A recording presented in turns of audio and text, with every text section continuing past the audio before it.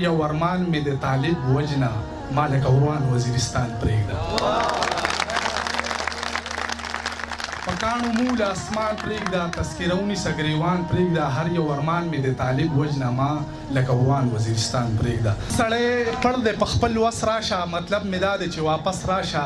خدایا دا خلک چې تا څنګه هېروي ما نه هېرېږي نه یو کس راشه هر سړی پړ دی په خپل وس راشه مطلب مې دا دی چې واپس راشه خدایا دا خلک چې تا څنګه هېروي ما نه هېرېږي نه یو کس راشه ستا په ما او شباور را پورې خاندي خپل ریخي ریخي صادر را پورې خاندي ستا په ما او شباور را پورې خاندي خپل ریخي ریخي صادر را پورې خاندي خفه نشې درته ډېر یم ملامته لوپټه دې د اختر را پورې خاندي یو چا د مسلو منځ کې راګیره کړه سندره او زمانه یې د غره په سر کې هېره کړه سندره یو چا د مسلو منځ کې راګیره کړه سندره او زمانه یې د غره په سر کې هېره کړه سندره سوالونه یې کول را باندې شکې د طالبو خو ما ورته در ما نظر زر تېره کړه سندره سوالونه یې کول را باندې شکې د طالبو خو ما ورته در ما نظر زر تېره کړه سندره ګونګ ولاړ دی هم حال زما په شان دی زه دیوال یم که دیوال زما په شان دی ګونګ ولاړ دی هم حال زما په شان دی زه دیوال یم که دیوال زما په شان دی درمانه زه په زړه باندې یوسف یم که په رنګ شو نو بلال زما په شان دی بدل د هر چا د جوسي رنګ دی او زما د رنګ په شان د شپې رنګ دی زما د تور رنګ پسې ولې خاندي ظالمه تور خو د کعبې رنګ دی د ژوند دپاره التجا د له درځي او که نه د ژوند دپاره التجا د له درځي او که نه د محبت د رد دعا د له درځي او که نه دغه د ژوند په ښکلاګانو چې فتوې لګوي هغه ته وایه لاله د له درځي او که نه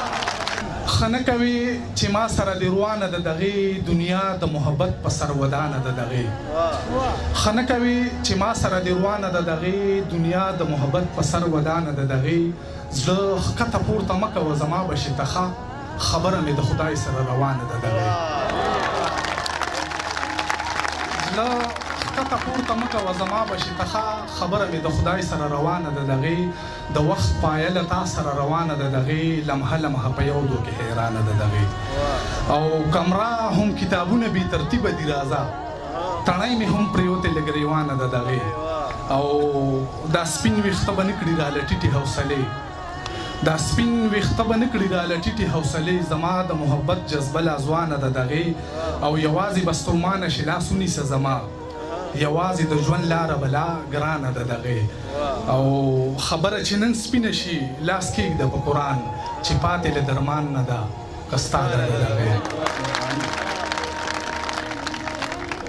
په محبت په مو خندا کوي سړک درمانه په محبت په مو خندا کوي سړک درمانه د ملاقات ځای کې جوړ شوی دی پاټک درمانه په محبت په مو خندا کوي سړک درمانه د ملاقات ځای کې جوړ شوی دی پاټک درمانه ممتاز ته وایه ښه شوه دا منظر دې ونه لیدو ممتاز ته وایه ښه شوه دا منظر دې ونه لیدو یو سړی پورې ضرورت کړو پاټک درمانه او هسې بانې کوم چې دی لزم هغې لزم هسې بانې کوم چې دی لزم هغې لزم او زه به تر څو پورې دی باندې دروازې لزم ته کور ته ورشه ستا ډولۍ له به اوس خلک راځي ناوخته کېږي زه به خپلې جنازې لزم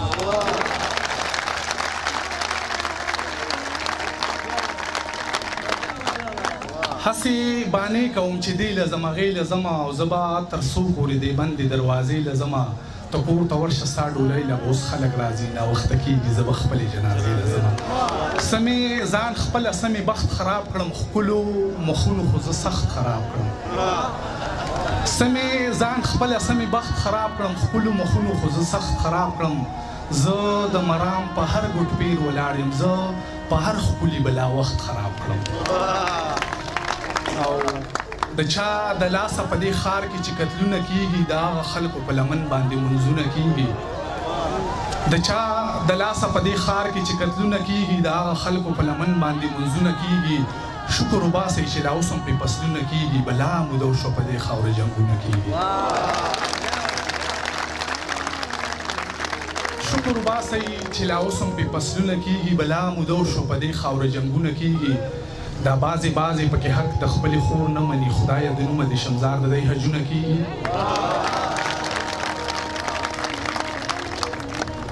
زه